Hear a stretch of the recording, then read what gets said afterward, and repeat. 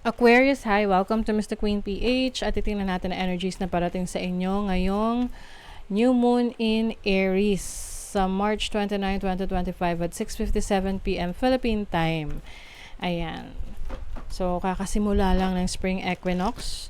So, technically, it's like a new year, new beginning, setting of new goals, and finally taking action.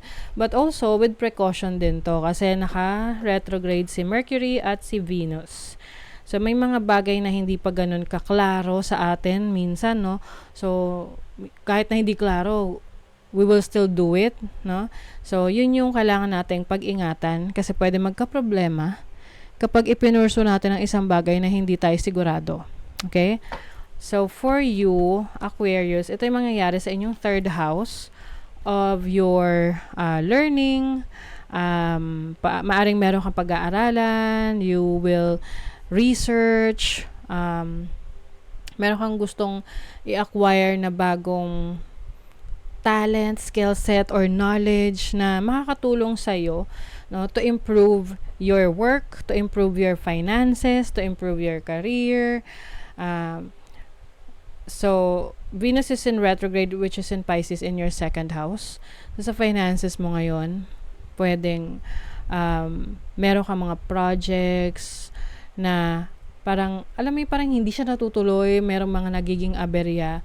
But don't worry kasi eventually maayos din naman yan.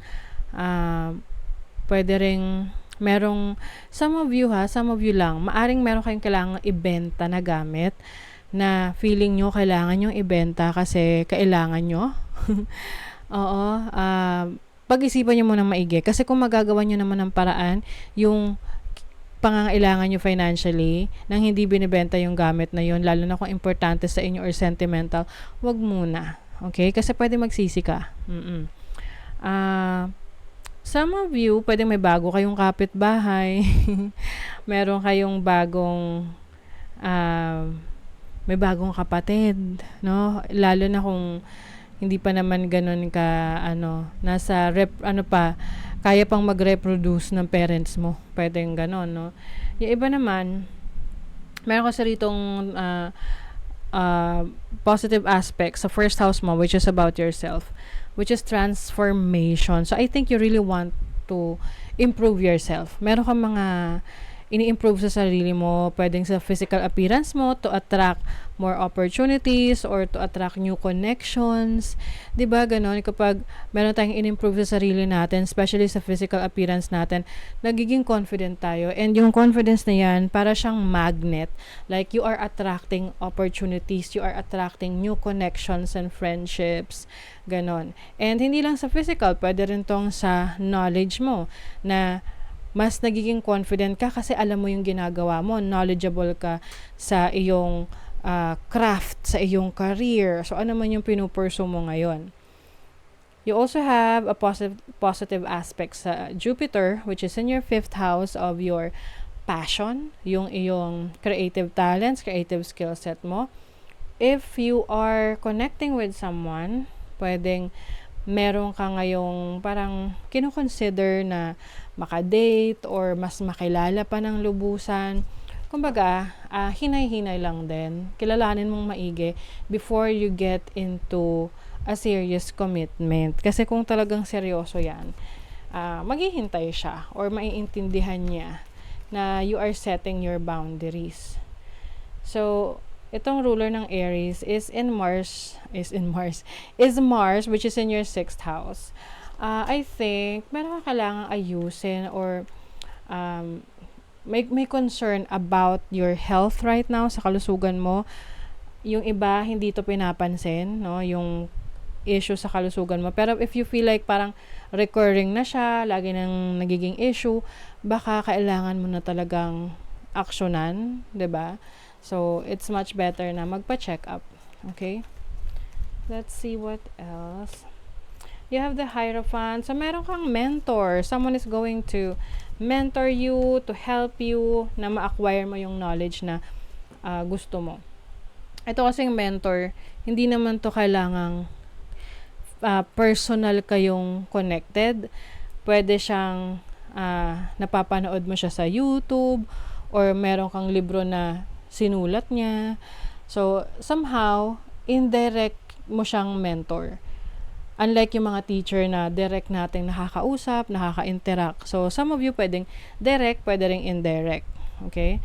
You also have the King of Swords. So, very strategic ka ngayon sa mga actions mo, Aquarius. I think you're really thinking things through. Especially if meron kang sisimulang business or trabaho or negosyo or project, inaaral mo talaga siya. You also have the High Priestess. You are tapping to your instinct, your intuition, and this is also about higher knowing or higher wisdom. So talagang you have learned from your past experiences. Kumbaga, you are wiser right now. You have the Knight of Wands. I think something exciting is going to start para sa'yo around this time. This can be related sa bago mong project, like a new source of income or a passionate project.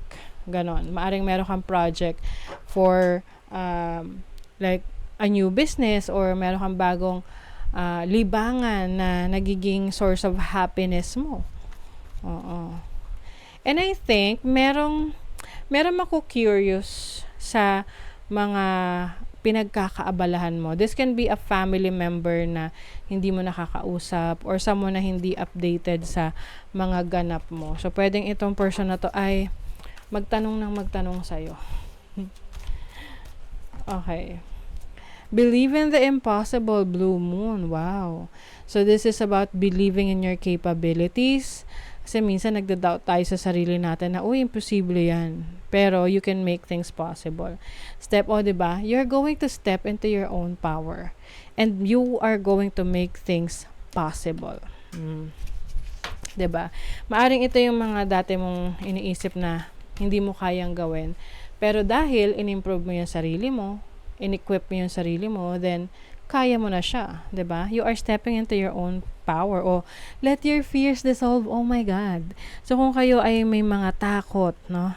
Dahil may mga inhibitions kayo, like baka hindi maging successful, baka mahirapan ka. So lahat ng fears mo na yan matutunaw once na ma-recognize mo yung iyong kakayanan, yung power mo.